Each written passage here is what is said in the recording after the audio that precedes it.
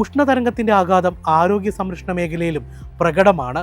പഠനങ്ങൾ സൂചിപ്പിക്കുന്നത് ഇന്ത്യയിൽ പ്രതിവർഷം 10 ലക്ഷത്തിലധികം ആളുകൾ കടുത്ത ചൂട് കാരണം എമർജൻസി വിഭാഗങ്ങളിൽ അധികമായി എത്തുന്നുണ്ടെന്നാണ്.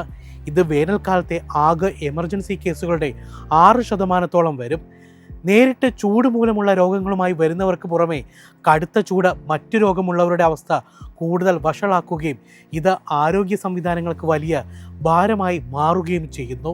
പ്രായമായവർ, ചെറിയ കുട്ടികൾ, വെയിലത്ത് ജോലി ചെയ്യുന്നവർ, ഹൃദ്രോഗം, വൃക്കരോഗം അല്ലെങ്കിൽ പ്രമേഹമുള്ളവർ, ഒറ്റയ്ക്ക് താമസിക്കുന്നവർ, ശരീരത്തിലെ ദ്രാവകങ്ങളുടെ അളവിനെയോ താപനില നിയന്ത്രണത്തെയോ ബാധിക്കുന്ന മരുന്നുകൾ കഴിക്കുന്നവർ എന്നീ ആളുകൾക്ക് ഗുരുതരമായ ആരോഗ്യ പ്രശ്നങ്ങൾ ഉണ്ടാകാനുള്ള സാധ്യത കൂടുതലാണ്.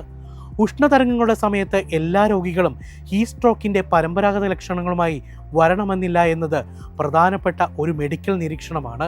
പലരും വയറുവേദന, തുടർച്ചയായ ഛർദി, വയറിളക്കം, ഓക്കാനം, തലകറക്കം അല്ലെങ്കിൽ കടുത്ത ക്ഷീണം എന്നിവയുമായാണ് വരുന്നത്.